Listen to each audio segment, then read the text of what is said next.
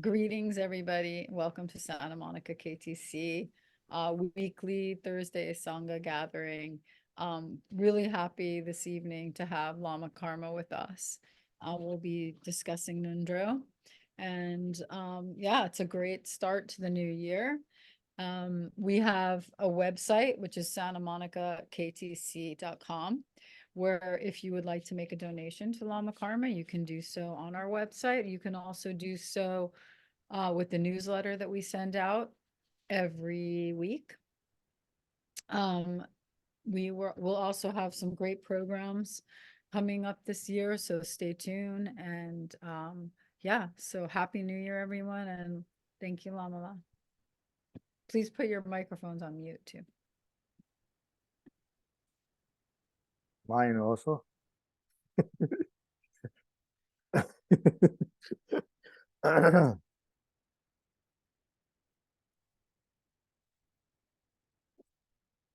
All right. Screen share.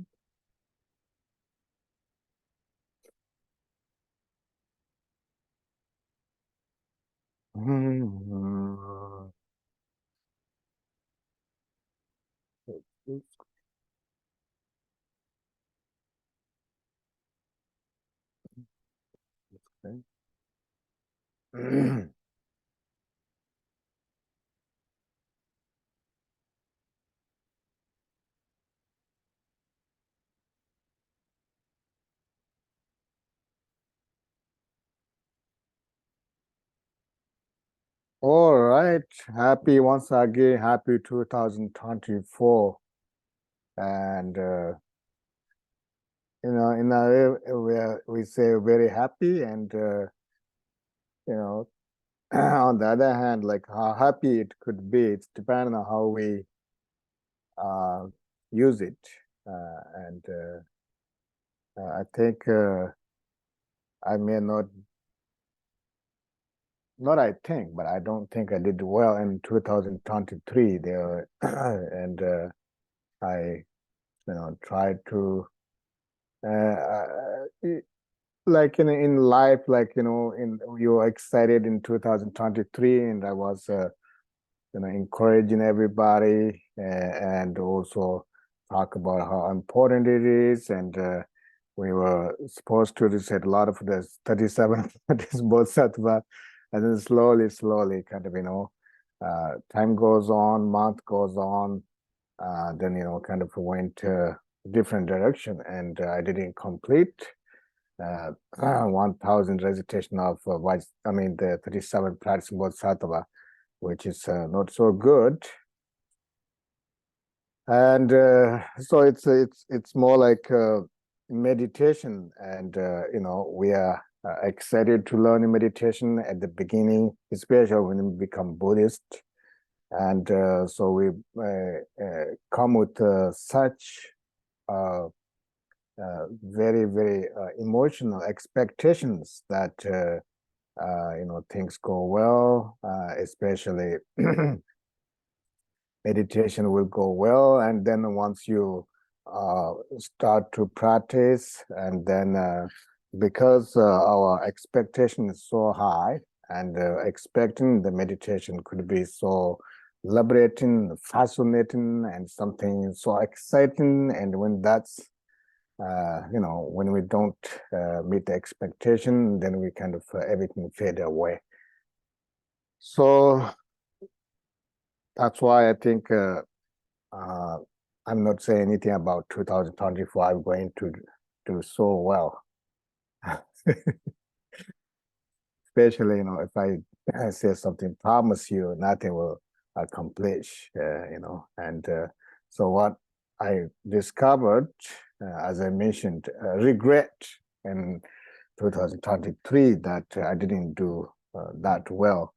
Oh, I didn't kill anybody.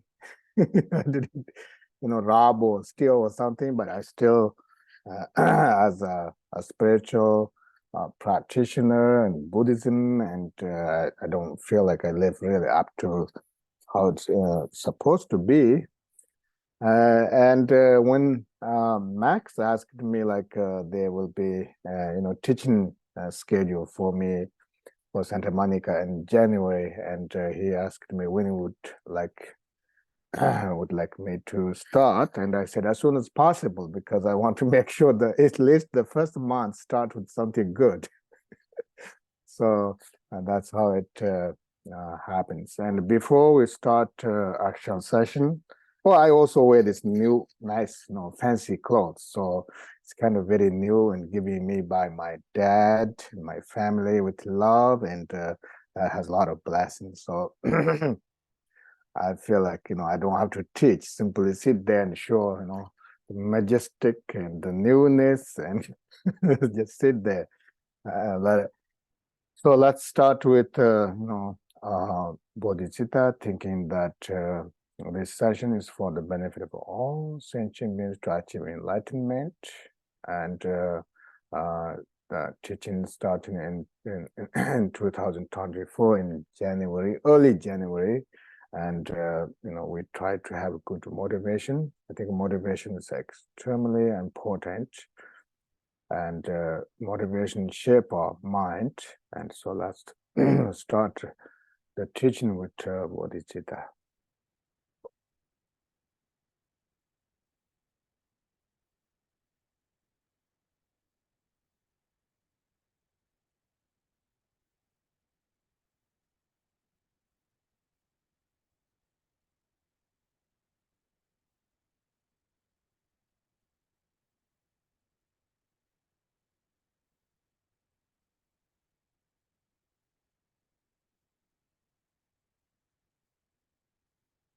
Bodhicitta means that we forgive ourselves when we, at times, when we are depressed, lose our temper, or stressed, not lingering on them and keep going. And bodhicitta also means for other sentient beings, especially with our loved ones that, who depend on our depending on us, and what we say, how we react, and and then for for all sentient beings, of course.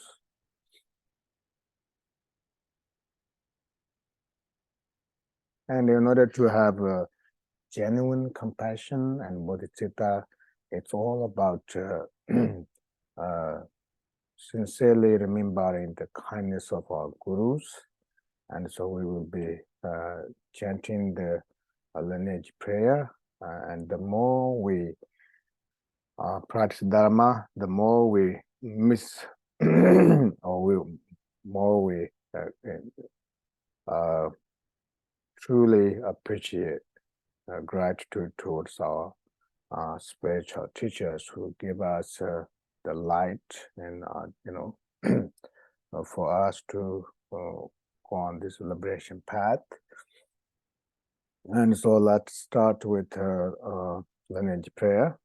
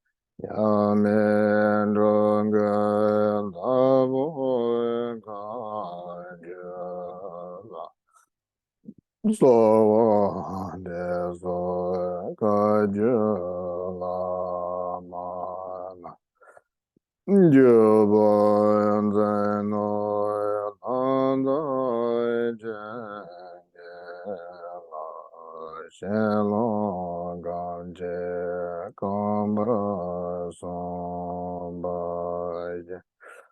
Senro Yangaloi Chaje Me Baya Tsende Dada Jebe Ganje Yegra Jemba Eva Mago Gaje Go Sombaje Lengo Endengo Jebe Lama Jenda So Debe Gaje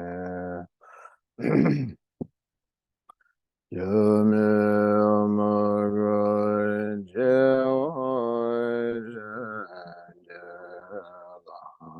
Yeme Gamje Vajrasattva Vajrayana Be Mosomade Majundegra Yobe Ganjela Ganza Loda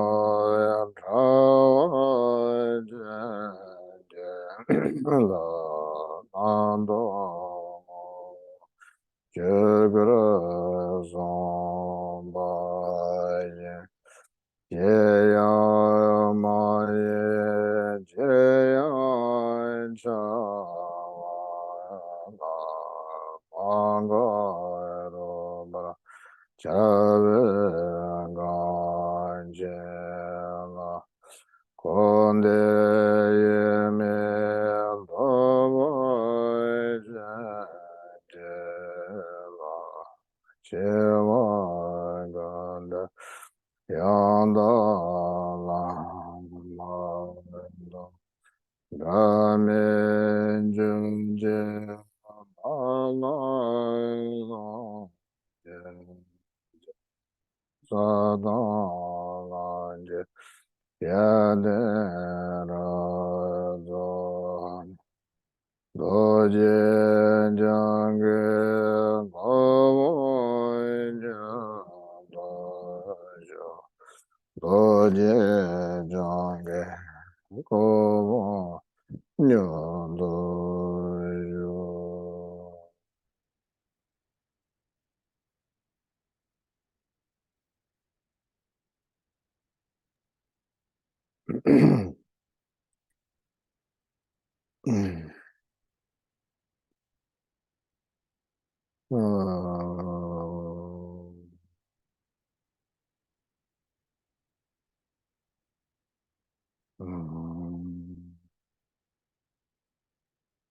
Yande Zonje Gando Nyanayo Kidugala Jara Jangoje Tebebe Don Abo Temba Gane Zonjeba Kajira Bonjela Taje Yande Zonje Gadonya Kade Zonje Gale Lobe Banga Tawe Lama Bonje Tazondo Angela Sanje Sanjo Sanje More Nama Sanje Daji Naja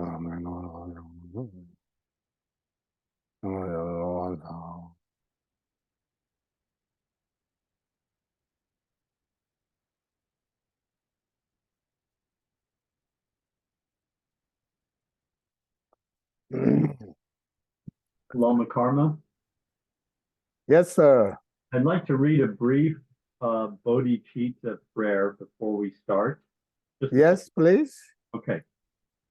Let us begin our participation in these teachings in the spirit of the bodhicitta, consisting in developing the commitment to enlightenment, generating the firm resolve to accomplish that most precious of all goals, complete and perfect Buddhahood, for the sake of sentient beings who are countless in number as space is limitless in extent. In order to be able to do this, one must exert oneself in listening to, reflecting over and over, and meditating on genuine teaching. Amen. Hey, Buddha. That's wonderful. It's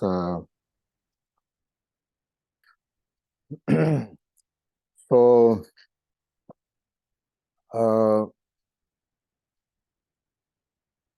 yeah, I even though it's already 2024, Rinpoche passed away 2019, but still his soothing voice, his expression of his face, compassionate. Last night I joined Kimbo Tenchon's there's the time I think sessions or program getting organized, and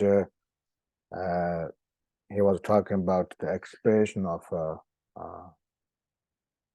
compassion eye, and when you do shamatha meditation, there's a description about eye gaze.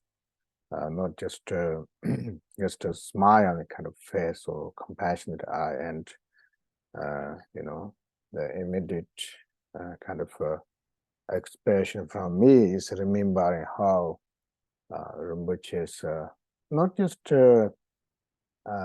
once, but very consistent. Especially if you talk about the mistakes you make or sufferings you are going through, and Rinpoche is a master that doesn't get really upset, rather have more compassion.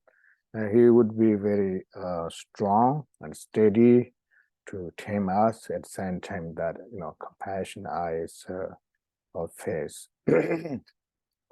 is something struck us. I'm sure all of you as well. And then his compassion mind, because all of this influenced by compassion and bodhicitta, and I think I shared this story that one time I was with him in Hong Kong, and we were staying in this new, beautiful hotel, and he was looking through the window, and kind of tears comes from his eyes. His eye was kind of teared up, and I wasn't sure what was that. And then I kind of went over there, and I kind of looked with him, and he was looking down to the street, because there, it's a busy street and people going back and forth, and he just kind of joined his hands together and said that all of these people on the street, it's just one goal, just to want to be happy and free from suffering. They're all rushing, regardless what they wear and what they're doing. It's just for happiness, but they don't get exactly what they wish, And for me, it was just kind of fun part to take some pictures, and I never thought about like something like that, but Rinpoche could think like that. And so I think compassion mind is extremely important. And if someone has such compassion, and then especially as just Daniel read, that it's not just for oneself and all sentient beings. And if we truly feel compassion, and then there's no give up on sentient beings, and the best way to help sentient beings is to reduce our own emotion and gather accumulation of merit, just like Rinpoche does. He never wants rest. He always, like the whole day, he never talk about, just don't do any just to be, do something and, don't waste your time, and it's impermanent. He doesn't talk much, but he acts the whole day. That, when he wake up in the morning, and he's always in practice expression, and then during the day, excuse me, whatever activity has to perform with such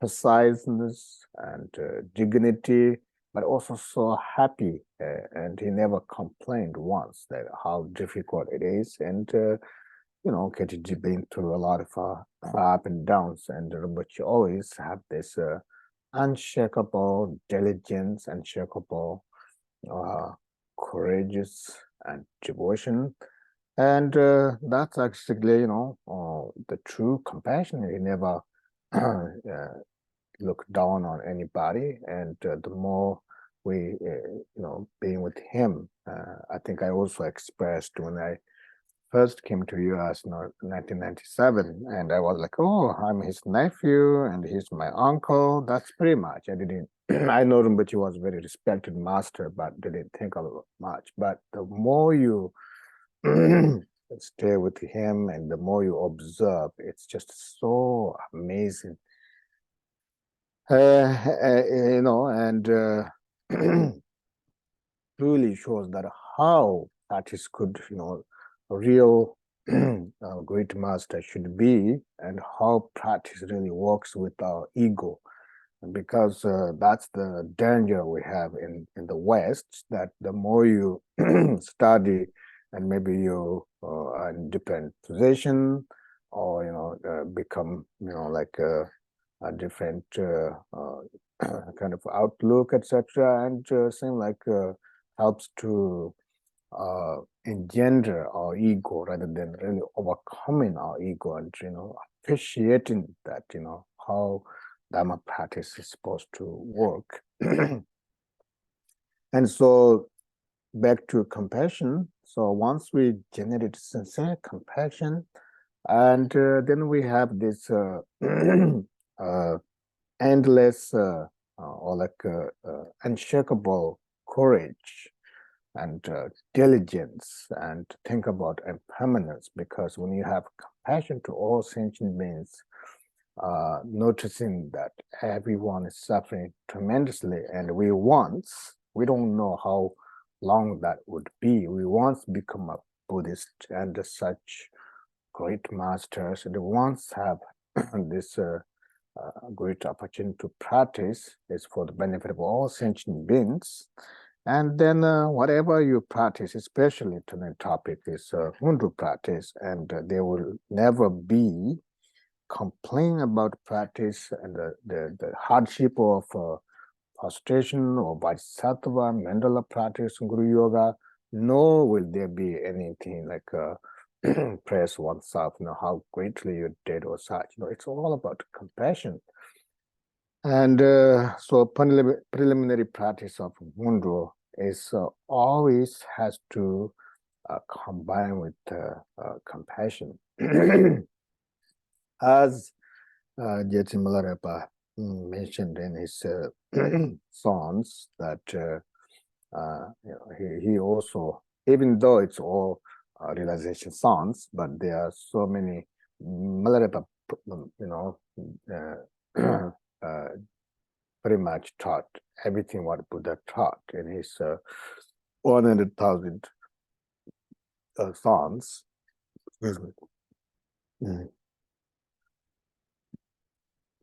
And particularly talk about like the outer compassion, for the benefit of all sentient beings. When he experienced compassion, he said that it's a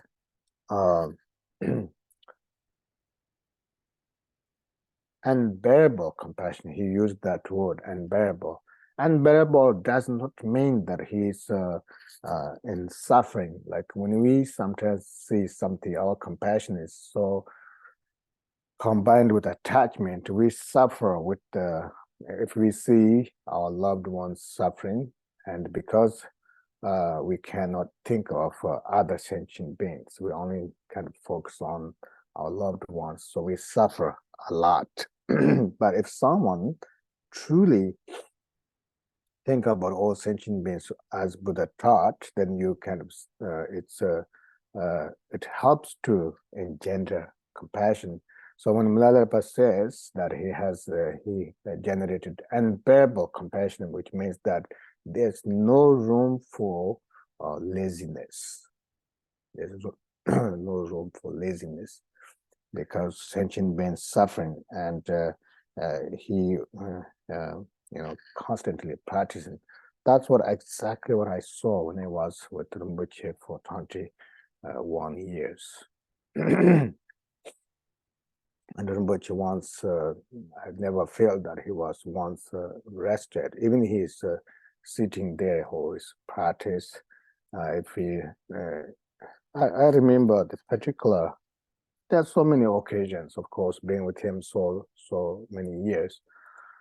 When KTD was in debt, that is, deep debts actually, yeah, and millions of dollars when they built this residential building. And I was with Kimber Rinpoche. We went to Taiwan, Hong Kong, so many places. And because when you get there and so many people, and also already have really heavy jet lag, and I was just one out. I and Lama Karuna, and Lama Lodu, we have few attendants. Everybody one out except Rinpoche. Right, so Rinpoche, we just take turn rest, but Rinpoche was so strong, and he said, because we were also a little bit worried because he has to teach, then so many people, everybody loves Rinpoche and they want to see Rinpoche, and then I told Rinpoche, can we stop and close the door? And he said no. I said, I think it's a good idea. Then he actually looked at me and said, I'm doing this for KTD Kamaba, because people come, they get blessing, and they also make offerings to me, and every offering or donation comes, it all goes to KTD. I want to go to him. So I couldn't say anything. I was like, wow, this is once again he's doing this for KTD to repair all those debts, which is for the benefit of all sentient beings. And it's remarkable, because every time when Rinpoche sometimes actually I did mention Rinpoche, like how much he works and how busy his schedule. Do you get really tired? Because I do get really tired. When I get tired, then I get angry or something like that. And so Rinpoche said that every time I think of how I was sent to US when he was with the 16th Karmapa, and then 16th Karmapa, he was very sick, and 16th Karmapa recommended him to go to US, and they took a picture of him because he was so sick. The picture doesn't come out very well, and so 16th Karmapa worked so hard day and night worrying about brought the best photographer, everything. And then before he was sent to US, and then he saw him and said, do you know who I am? And they were, yeah, Your Holiness, you are Karmapa, and I'm the Karmapa, but I work so hard for you. Why you think I'm doing this? I'm doing this for the benefit of all sentient beings, for this lineage, and I work so hard like slave for you, and now it's up for you to follow or let's maintain the lineage you would give teaching. And Kimberly said, every time you think about that image, you never, want to rest and continue work. And likewise, if we truly generate bodhicitta and generate compassion, and then we won't have the excuse why we cannot practice, or and I think unfortunately, we all are beginners, and there are a lot of tendencies and strong habitual patterns keep pulling us from doing practice. For example, like every day the idea is to maintain daily practice, and then most of the times we fail, and sometimes even you have some time, you want to just have a little fun, and then the time goes by, and then that's how we waste our time. And I think the best way to kind of maintain our daily practice is just to do daily rather than think about how many prostrations you have to do or how many recitations you have to do, and just simply do your work today. And we eat, that's our work daily for our body. We go to bathroom, clean them up, and that's how, we don't say, oh, I can, skip today to go to bathroom, say for tomorrow. That would be very hard. So that's I think the first thing I want to say, because we talk about compassion, how we try to use compassion. And then the second is renunciation is clearly emphasized in our lineage, especially the Ngöndro practice. Renunciation means that renunciation is sometimes not so easy, right? So we are so habituated to, with we are very spoiled, and we are very habituated, strongly habituated with pleasure and such. But when we study Dharma, Dharma teaches us that, and we learn, of course, even Dharma doesn't teach, or Buddha didn't teach, it's a natural or tendency for us to, want to be happy and free from suffering. That is universal, and we don't have to really read books or such. And what's the difference between Buddha's teaching or or individuals who never learn about Buddhism is that Buddha teaches us that how that happiness could achieve, or how to overcome the suffering. And so Buddha talk about the cause of suffering is negative emotions. Or negative thoughts, and I think that's pretty obvious, especially nowadays. There are so many technology and so many distractions, and we are, and also so many kind of external, internal distractions. We are natural to be distracted or stressed. And so if we think about this one day, like 24 hours, and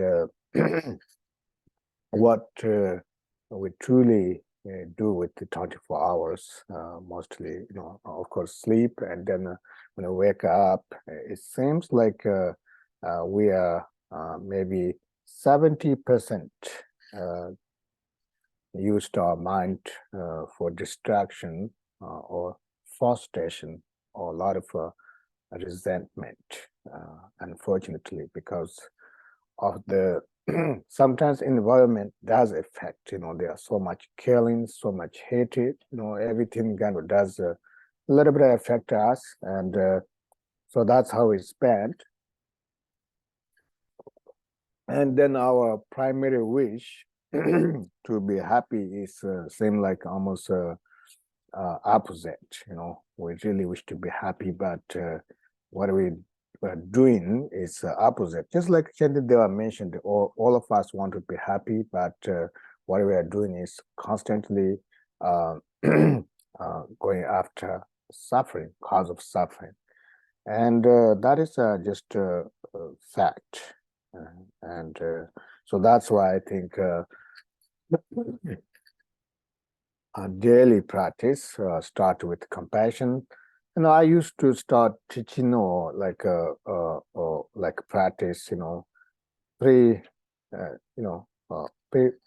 much right away. But I noticed myself, even I practice or give teaching, that even I have to make sure I have some sense of compassion or bodhicitta at the beginning, because when you rest a little bit in your mind, and just really why we are here, why I'm teaching is for the benefit of all sentient beings. If I have a sense of little compassion, actually that kind of radiation of compassion goes through the teaching, and I feel that's extremely important, when you do practice.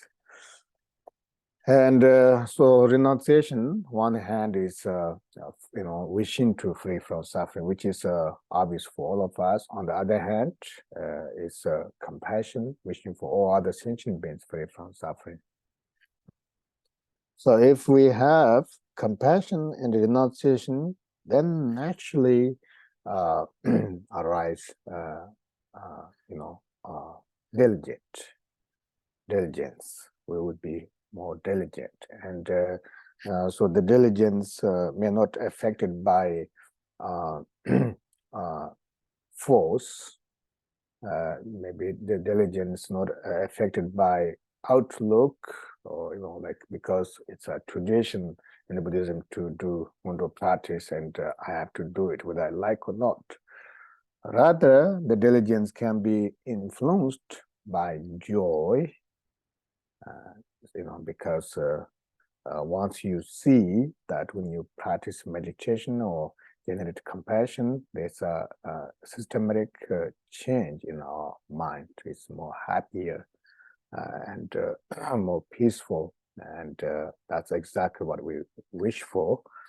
And then diligence, as Shinida mentioned, the definition of diligence is delight to practice virtuous actions.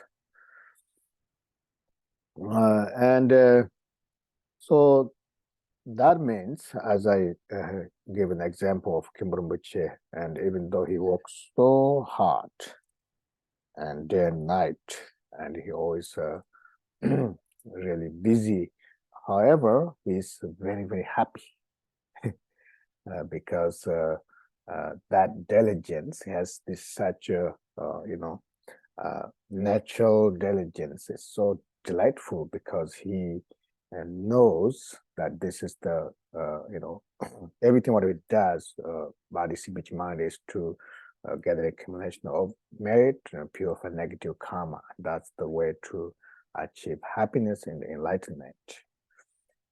And so if you have a when you generate diligence through renunciation, and then of course naturally have a devotion to Guru, because all this diligence and renunciation and compassion is basically everything has to do with Guru's compassion, Guru's teaching, and you naturally, it's just like a simple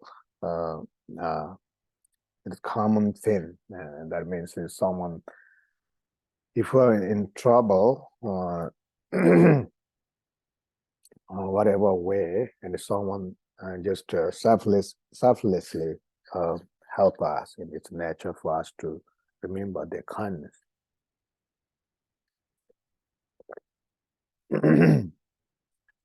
And so the devotion is extremely important. Devotion never forgets when we become famous, or we become insulted by others.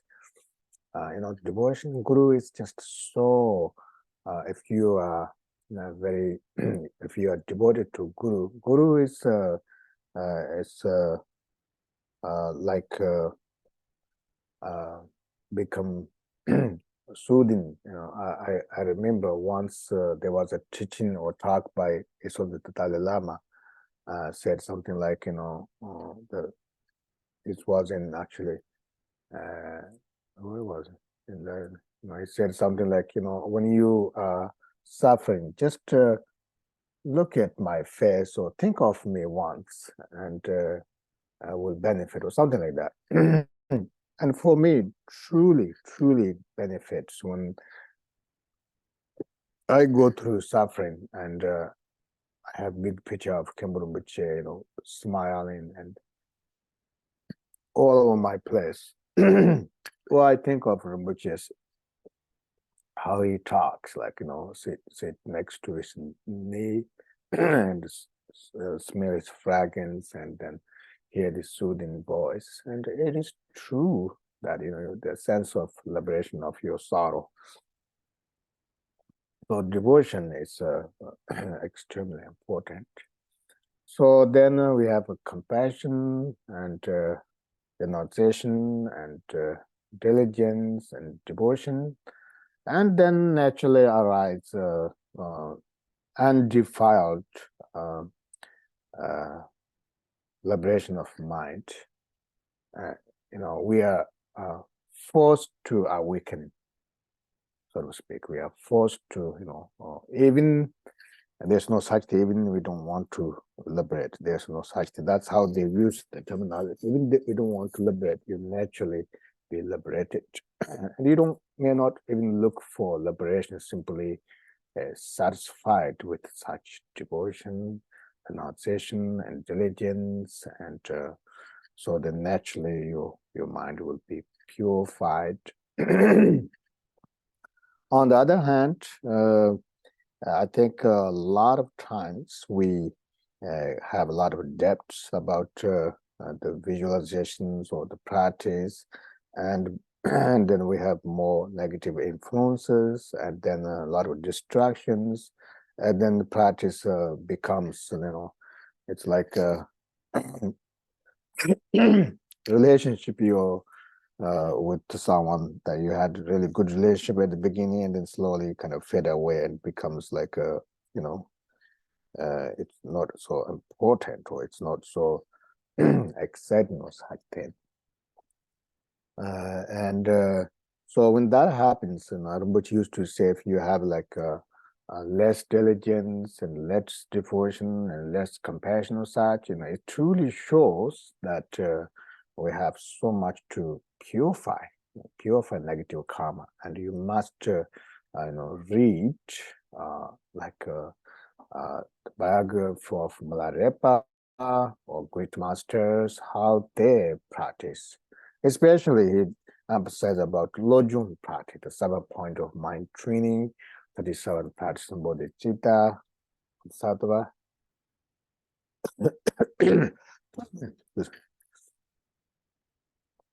And yeah, so all of this very, very special tool for Ngöndro practice, because the topic tonight is the preliminary practice of Ngöndro. The preliminary practice teaches about the importance of impermanence, which means don't waste our time. And when we eat, drink, and clothing this body, and we have to use for something meaningful, that is for practice of Dharma.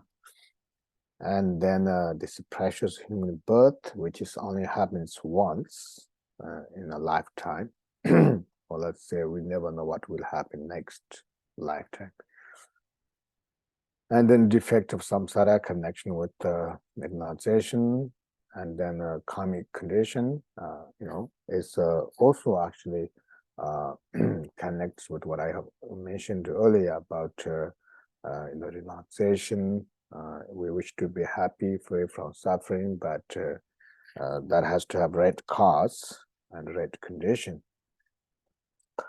And so those of you already finished Ngöndro practice, that's wonderful. Those of you are not, the only way to finish is do it every day. That's it's almost like common mantra that we chant. You do your practice every day, and then excuse me. Sometimes we are inspired, when you receive teaching, and maybe you maintain a few days, and after that go back to the normal habitual patterns, which means truly it means that not understanding about impermanence, not understanding about compassion, not understanding about devotion, and sometimes I think we you all have wonderful teachers, and you might think about them and think that what he or she will say to me today. If it's Khenpo Rinpoche, he always says, do your daily practice. That's what Rinpoche would say. And that's pretty much, actually. I would like to give opportunity for you to ask questions, and I don't have to go through the liturgy. And most of you already started Ngöndro practice, and I was very happy to hear that there will be more lamas who will be, giving teaching regard with Ngöndro practice, and this is extremely, extremely important.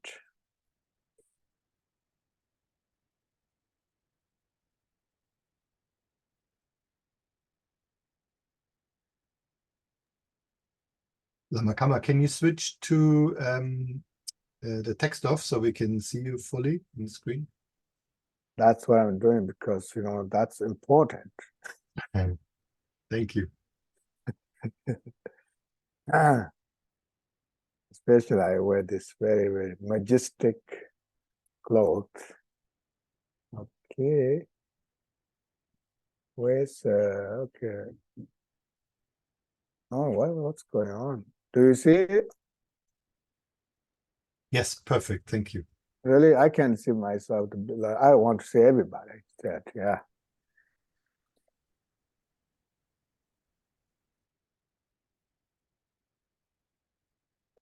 Two 2024. Wow, 2224. So 2224. Anyway. Any questions, anybody? I have a sort of unrelated question. I was curious about the melody you used for the lineage prayer at the beginning, which was different from the usual one. Oh, yes, there are a few different melodies for the lineage prayer. I think the one I used is very common, in the past, during the time of Khenpo Rinpoche, he used to chant like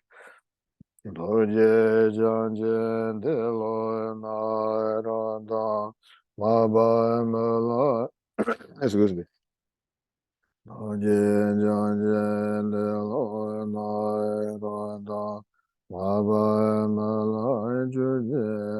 Something like that. Now, because we used to we chant so many in the melody of His Holiness. Then later on, there are so many melodies like the one I used.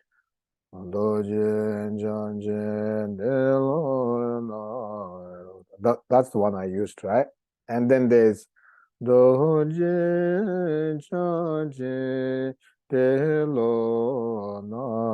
that's the one I'm most used to. Yep. And then there's another one. So there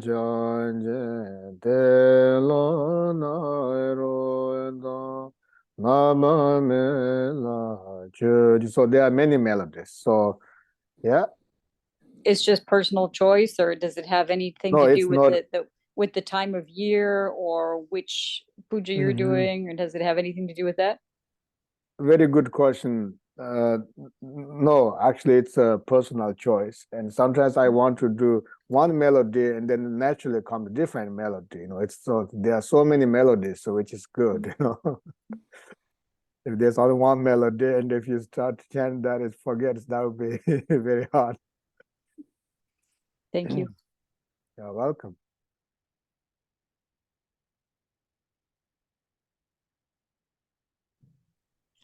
Oh, I have a question about Ngöndro. Yes, please. So mainly in mandala practice, but also sort of at least one other place, maybe in the 7-branch prayer and Guru Yoga, it says, the idea is that we're offering all phenomena. And like I understand imagining offering myself and anything I can offer, but how is it that I can offer everything, everybody else, and everybody else's things in the whole world? Is it does it have, am I just offering sort of my perception of all of those things, or is it something else? Did you say phenomena? Yes. Yeah. So how is it that I can offer everything that isn't mine, that I don't own? I think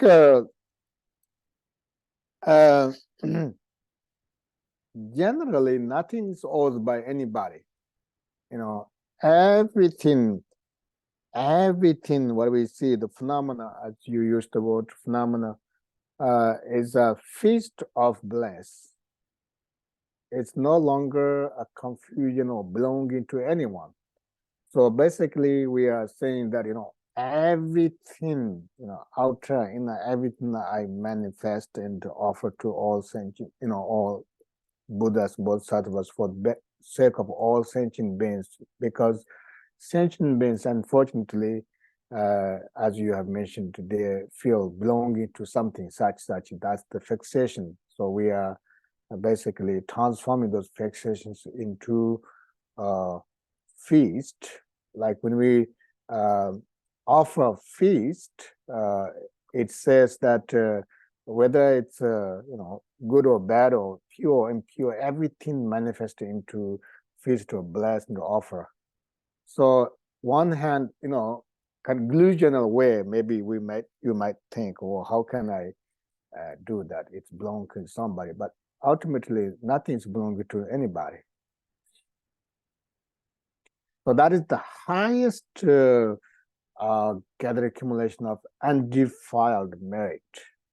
Because samit so means undefiled merit means that everything, what you see, what you feel, everything is when we talk about offering, there's not really such a also the or personal offer doesn't have so much, okay, this is it, this is yours, and when you not like that. It's simply rest in your mind, which means everything will be liberated ultimately. It's actually very, very profound. I think it's it's a unique style of Mahamudra is that if someone able to rest in one instant compared to eons of defiled accumulation of merit, it's nothing to compare. Someone just simply rest in one instant, if the person can rest. Of course, those of us, we not questioning whether we can rest or not. It's all about, doing it. You never, I'm not reached that level that I can rest, or that's why you have to rest, right? And so when you do practice the visualizations and those, sometimes you feel sense of overwhelming visualizations. It's just instead of gathered accumulation of merit, maybe you have more frustrated. But on the other hand, if I think whether it's Ngöndro preliminary practice, Ngöndro practice, or any deity visualization has to,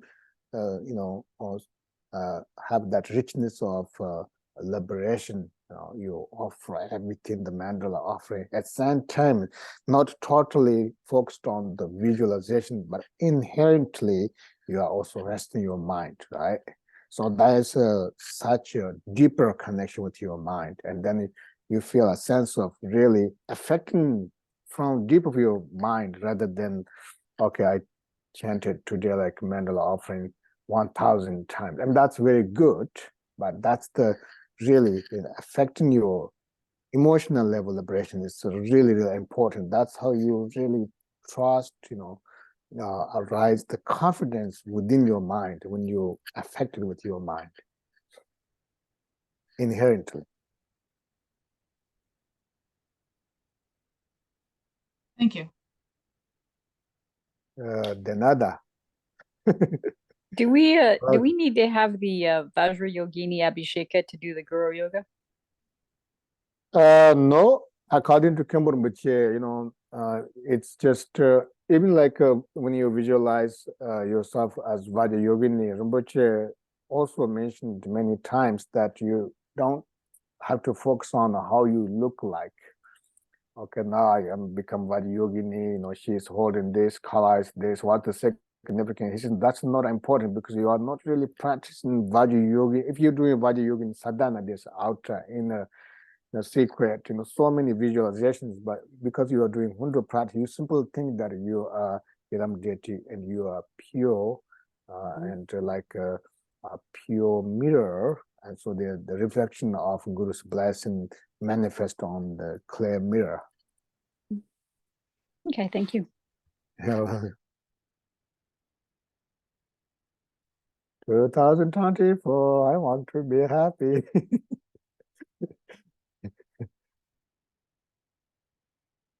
2024, I'm gonna be 50 next year.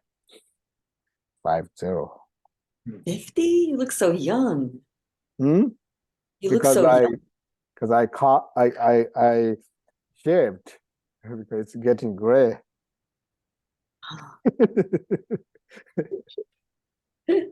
One hand, actually, because I so used to, right? It's just so itchy and so feels so unclean, you know. It's like I thought, oh, okay, since I'm, you know, I'm a Lama and I should have long hair and like that. No, it didn't last like you know, a little bit, and it was so feel like really, you know, and in addition to my nasty mental state, you know, the hair becomes in the so I, you know, when you shave and, you know, take a shower, oh, I feel like you know, liberated for a while. I mean, like it's really true, you know, that the environment, you know, does affect your mind, you know.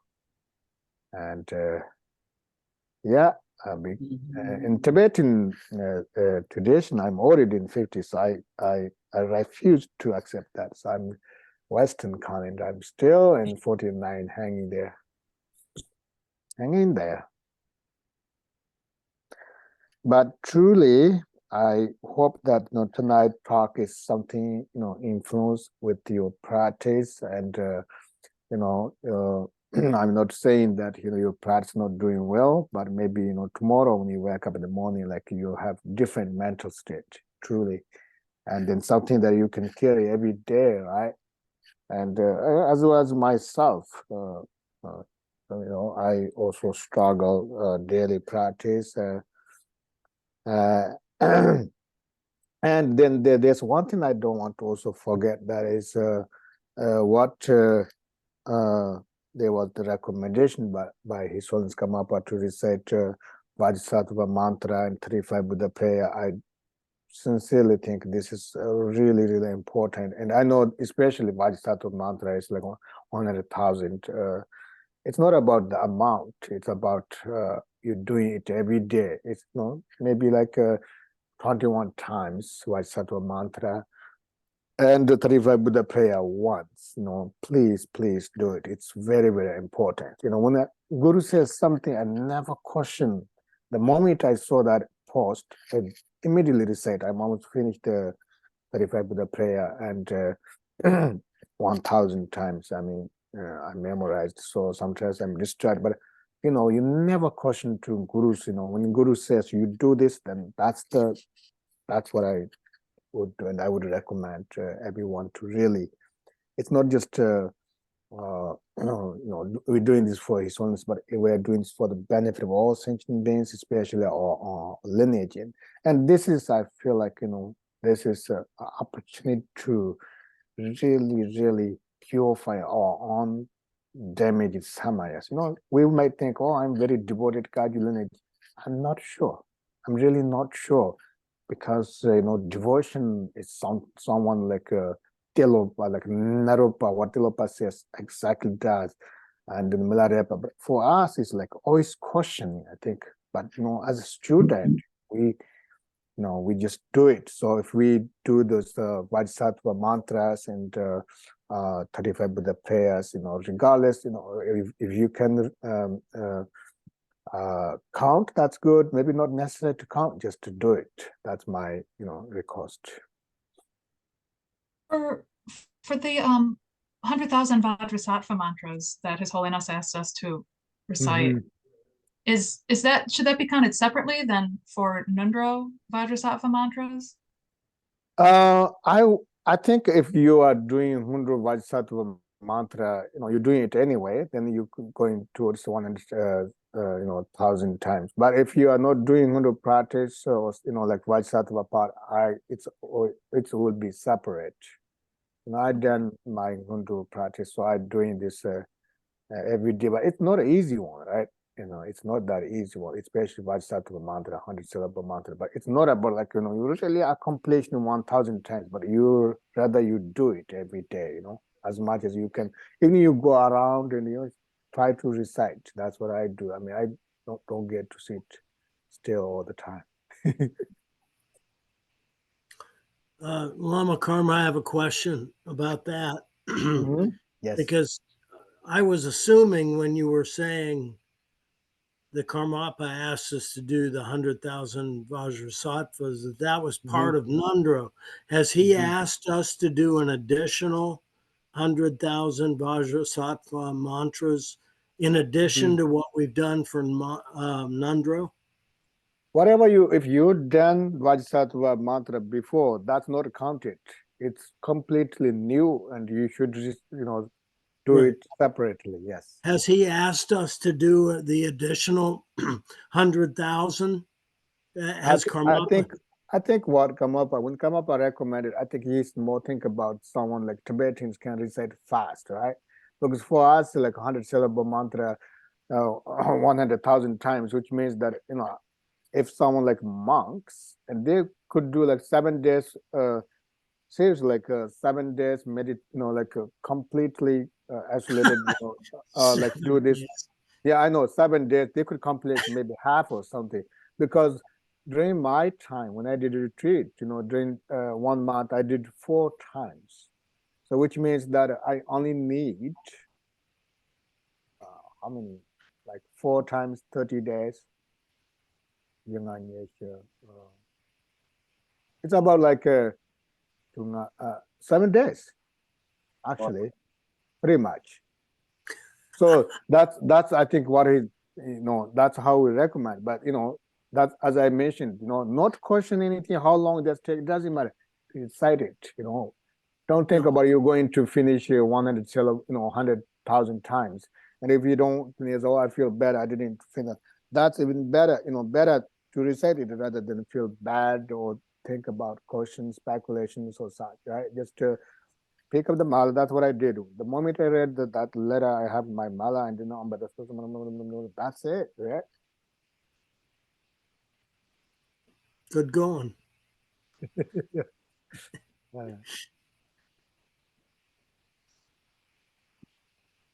Thank you, Lama Karma. You are very welcome. Thank you, everybody's patience for the malas that I have to fix those, and they will come as new as ever with smile. So additions. Lama Karma, something Yes, that I read recently about faith in the Guru is if you really have faith and devotion in the Guru, your life will change. I think that's so true because,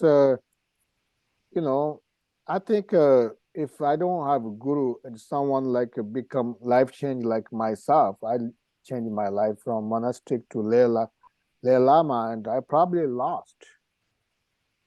Seriously, I think the society doesn't accept those kind of conditions, and especially in Tibet, like, you are totally bad, wrong. And, my teacher says, you practice Dharma, nothing is wrong. That's what you accept. So if there's no like complaints like that, devotion, I mean, like a blessing, you get lost. So I think Guru's devotion, it doesn't matter what state of you are, male or female or age, or nothing to do with that. You all has to do with, it's 100% dedicated, As Milarepa, I remember the song. I always very influenced by Milarepa song. They were a couple, very, very old, barely walking, and finally met Milarepa, and they were so sad that they said, "Oh, we are almost dead, and now we meet you, and now we don't have time for practice." He said, "No, no, you are not too late." And then they get to practice in the meditation. Of course, it's Milarepa, but at the same time, the same teaching or practice that we are learning, and then they both liberated within 1 or 2 years because they are so, which means life changed,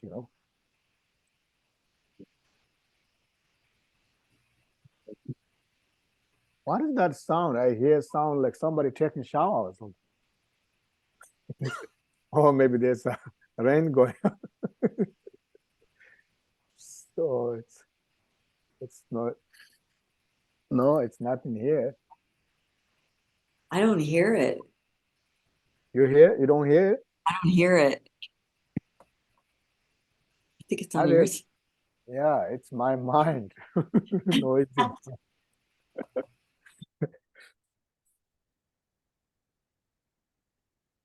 Is it gone now? It does. What did you do? I switched off Charles' microphone. He's Oh, got rain God. going on in his background. Carl, the culprit. Oh, child. It's You a are, rain of blessings. huh? The rain of blessings. Yeah, rain of blessing. But I think we are pretty much done, and I would sincerely once again thank to Santa Monica KTC and inviting me and have this great opportunity to say a few words. And I see you very soon, and I really hope and pray that all of you are in good health, long life, especially all of us. Let's say I wouldn't say you, able to maintain our daily practice and with diligence, compassion, renunciation, compassion, renunciation.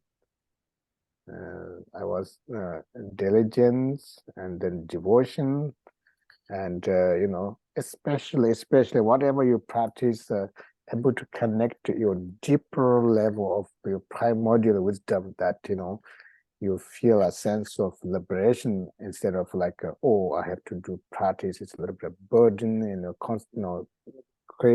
treating the practice of visualization, everything, separate from you. So I think that's the only way to strengthen your devotion and confidence. And now we do the dedication. We dedicate today's session for the benefit of all sentient beings by reciting okay,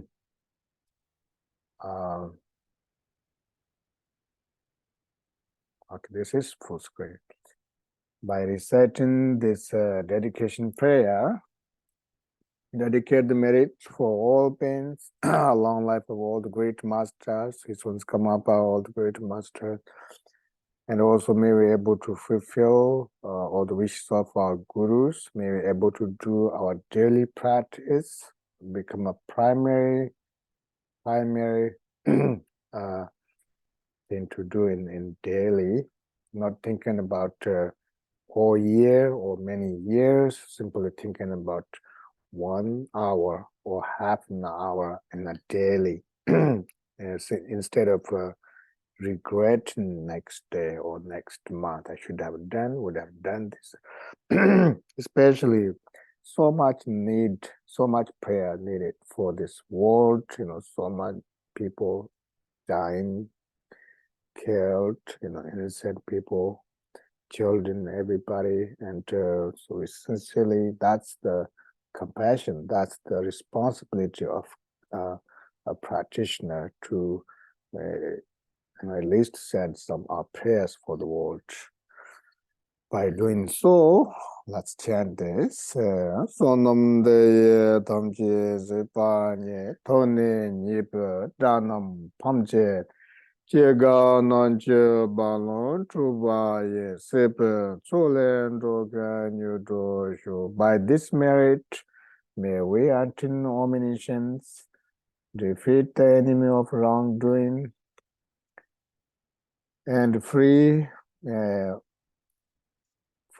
all wandered soon from the ocean of existence, churned by great waves of birth, age, sickness, and death.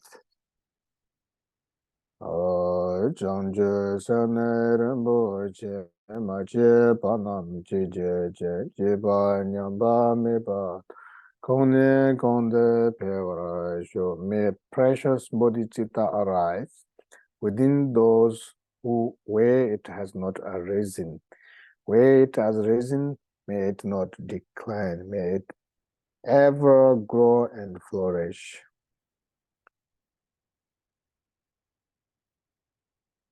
And 1 second to rest our mind. Dedication with intention and dedication without concept.